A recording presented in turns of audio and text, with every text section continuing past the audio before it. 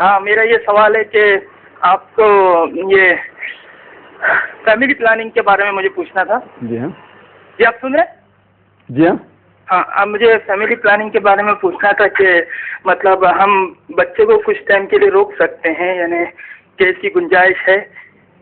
بہتر مجھے family planning کے اسلام میں جائز ہے، گنجائش ہے کچھ وقت کے لیے بچے روکے. اگر آپ دیکھیے کہ فیملی پلاننگ کئی قسم کے ہوتے ہیں، سارے علماء میں اختلاف ہے. آئی مین آن دا علماء کا ایک کامن اجماع ہے as far as the permanent method of family planning.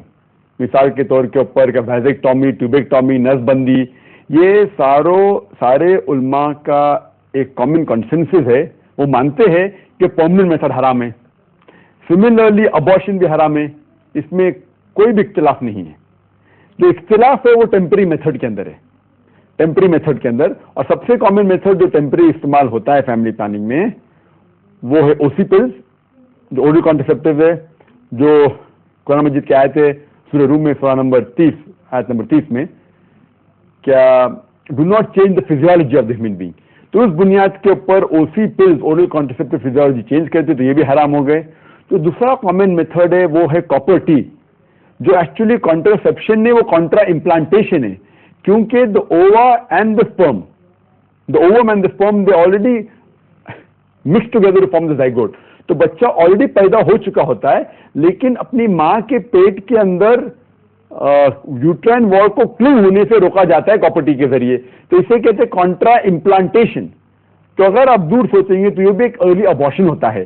تو یہ سارے میتھڈ حرام ہیں unless it is to save the life of the mother. اگر ماں کی جان خطرے میں ہے، مثال کے طور پہ ماں کو ہارٹ پرابلم ہے یا ماں کو 4 یا 5 سیزرین سیکشن ہو چکے ہیں اور ایک بچہ جننے سے اس کی جان خطرے میں ہو سکتی ہے، تو اس وقت کوئی بھی میتھڈ جائز ہے، یا ابارشن ہو یا پرماننٹ میتھڈ ہو.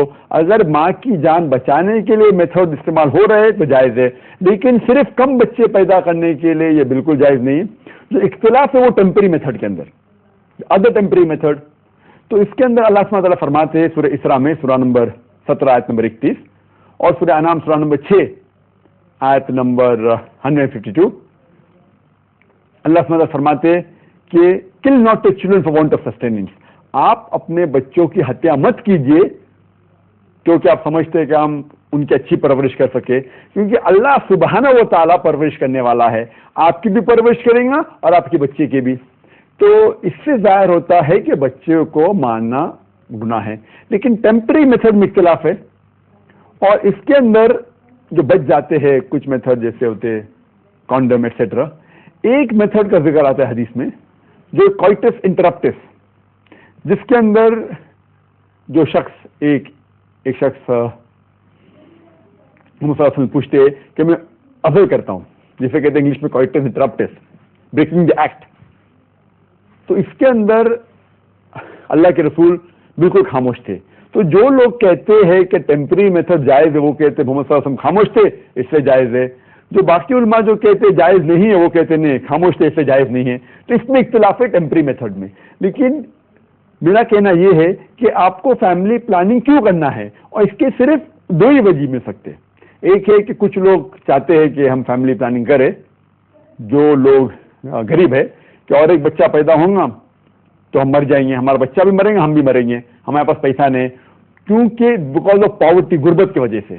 اور دوسرا گروہ جو ہے وہ امیر ہے، امیر طبقہ، لیکن کہتا ہے کہ اگر ہمارے بچے کے بیچ میں گیپ ہوگا اور کم بچے ہوں گے تو ہم اسے ڈاکٹر بنائیں گے، انجینئر بنائیں گے. تو 2 وجہ ہے، صرف 2 وجہ. اور تیسری وجہ جو ہے جو بچہ پیدا ہی نہیں کرنا چاہتے، جن کو ہیڈیک ہوتا ہے وہ وجہ. لیکن عام طور پہ کوئی بھی آپ وجہ لیں گے 2 وجہ کے اندر 2 گروہ میں فٹ ہوتا ہے. پہلا ہے کہ غربت، دوسرا ہے کہ ہم بچے کی اچھی پرورش کرنا چاہتے ہیں. اور اگر آپ دیکھیں گے قرآن مجید میں جو آیت ہے سورہ انعام سورہ نمبر 6 آیت نمبر 151 اور سورہ اسراء چیپٹر نمبر 17 ورس نمبر 31، اس میں اللہ تعالیٰ فرماتے ہیں کہ اپنے بچوں کا قتل مت کیجیے کیونکہ اللہ سبحانہ و تعالیٰ آپ کی پرورش کریں گا اور آپ کے بچے کی بھی. اور دوسری آیت میں آتا ہے کہ اپنے بچوں کا قتل مت کیجیے، اللہ تعالیٰ آپ کے بچوں کی پرورش کریں گا اور آپ کی بھی کریں گا. اس کے اندر آرڈر جو ترتیب ہے اس کو چینج کی جاتی ہے. تو اللہ سبحانہ و تعالیٰ دونوں آیت میں میسج سیم دیتے، لیکن آرڈر جو ترتیب ہے وہ چینج ہو جاتی ہے. اور اللہ سبحانہ و تعالیٰ عام طور پہ جو بھی چیز وہی جو نازل کرتے کوئی نہ کوئی وجہ ہوتی. جو پہلی آیت ہے جس میں ذکر ہے کہ اللہ تعالیٰ آپ کی پرورش کریں گے آپ کے بچوں کو بھی, یہ خصوصاً میرے حساب سے غریبوں کے لیے ہے. کہ وہ لوگ سوچتے ہیں کہ اور ایک بچہ پیدا ہوگا, میں بھی مر جاؤں گا, بچہ بھی مر جائے گا. تو اللہ تعالیٰ کہتے ہیں کہ آپ فکر مت کیجیے, اللہ تعالیٰ آپ کی پرورش کریں گے آپ کے بچے کی بھی. تو دوسری آیت ہے اس میں ترتیب بدلی جاتی ہے. وہ خصوصاً امیر لوگ کے لیے جو کہتے ہیں کہ ہم چاہتے ہمیں پیسے کا تو کوئی پرابلم نہیں ہے, لیکن اگر ہمیں کم بچے ہوں گے تو میں اسے ڈاکٹر بناؤں گا, انجینئر بناؤں گا. تو اللہ تعالیٰ کہتے ہیں کہ فکر مت کیجیے, اللہ تعالیٰ آپ کے بچے کی پرورش کریں گا اور آپ کی بھی. تو ترتیب بدلی جاتی ہے. تو آپ دیکھے جائیں گے کہ یہ پرابلم جو ہے غربت کا ایک پرابلم ہے, اور دوسرا ہے کہ ہم چاہتے ہیں کہ بچے کی زیادہ اچھی پرورش کریں. یہ دونوں کا حل اسلام میں ہے. جو لوگ غریب ہے, اللہ سبحانہ و تعالیٰ ون آف دا پلرز ایک ارکان اسلام میں ہے زکوٰۃ, کہ ہر امیر انسان جو بھی جائیداد نصاب کے اوپر ہے, 85 گرام سونا کے اوپر ہے, اسے 2.5% اس جائیداد کی ہر سال چیریٹی میں زکوٰۃ دینا اس کے لیے فرض ہے. اور اگر کوئی آدمی غریب ہے وہ یہ چیریٹی لے سکتا ہے, زکوٰۃ لے سکتا ہے. تو اگر غربت دور کرنے کے لیے زکوٰۃ کا ہے, اگر ہر انسان دنیا میں زکوٰۃ دے تو غربت دنیا سے ہٹ جائیں گی. تو ہم دیکھتے ہیں کہ اس کا حل ہے, غربت کا حل ہے زکوٰۃ. اور جو لوگ امیر ہیں اور سوچتے ہیں کہ اگر اور جتنے کم بچے ہوں گے اتنے اچھی پرورش کر پاؤں گا, یا اگر بچے کے بیچ میں 5-6 سال کا گیپ ہے تو میں ڈاکٹر بناؤں گا, انجینئر بناؤں گا. تو اگر آپ جانتے ہوں گے کہ میں میرے والدین کا 5واں بچہ ہوں, اگر میرے والدین فیملی پلاننگ کیے ہوتے تو میں پیدا نہیں ہوتا. اور میں پوچھنا چاہتا ہوں کہ میں اس دنیا کے لیے ایم اے بون اور ایم اے بین, کیا میں بوجھ ہوں کہ میں اچھا ہوں؟ الحمدللہ.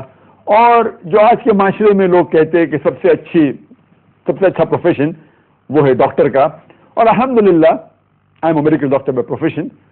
لیکن میں نے یہ پیشہ میڈیکل پریکٹس کا چھوڑ دیا ایک اور اچھے پیشے کے لیے, جو دائی کے لیے, جس سے کہ اللہ تعالیٰ فرماتے سورہ فصلت میں چیپٹر نمبر 41 ورس نمبر 33 میں, ومن احسن قولا ممن دعا الی اللہ وعمل صالحا قال اننی من المسلمین.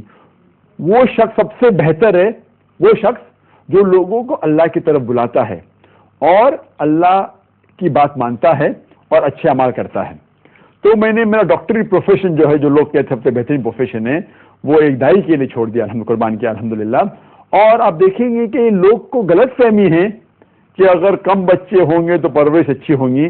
اگر آپ دیکھیں گے نوبل پرائز لسٹ, جو بڑے بڑے لوگ ہیں دنیا کے, جو ذہن والے لوگ ہیں, یہ کہنا کہ جتنے نوبل پرائز ونر جتنے انٹیلیجنٹ لوگ ہیں وہ صرف اپنے 1 یا 2 بھائی بہن ان کے ہیں, یا وہ اپنے والدین کے صرف 1 یا 2 بچے تھے, بالکل غلط ہے. ہمیں نوبل پرائز ونر 1 اور 2 چلڈرن بھی ملتے, نوبل پرائز ونر جو 3rd چائلڈ تھے, 4th تھے, 5th تھے, وہ بھی ملتے ہیں. تو یہ کہنا کہ کم بچوں کی وجہ سے اچھی پرورش ہویں گی, یہ بالکل غلط ہے. اور ہمیں ان کو صحیح تربیت دینا چاہیے قرآن حدیث کی روشنی میں, تو بچہ اور اچھا ہوگا. اور جہاں تک کہ فیملی پلاننگ کا سوال ہے, اللہ تعالیٰ فرماتے سورہ عمران میں سورہ نمبر 3 آیت نمبر 54 میں, مکر مکر اللہ واللہ خیر الماکرین. ان نے پلان کیا اور اللہ سبحانہ و تعالیٰ نے بھی پلان کیا, اور سب سے بہترین پلان کرنے والا شخص وہ ہے اللہ سبحانہ و تعالیٰ. تو اگر آپ سمجھتے ہیں کہ آپ کی فیملی پلاننگ آپ اللہ پہ چھوڑتے تو الحمدللہ آپ اس کے ایمان رکھتے. اگر آپ سوچتے ہیں کہ آپ ان سے بہتر کر سکتے تو آپ بالکل چاہ سکتے. لیکن میری رائے میں وہ ہے کہ جو علماء کہتے ہیں کہ فیملی پلاننگ نہیں کرنا چاہیے, میں ان کے ساتھ ہوں کہ ہمیں اللہ اور اللہ کے رسول کی حدیث پہ چلنا چاہیے, اور ہمیں بچے کی صحیح تربیت دینا چاہیے, اور انشاءاللہ یہ سب سے بہتر ہے. Hope that answers the question.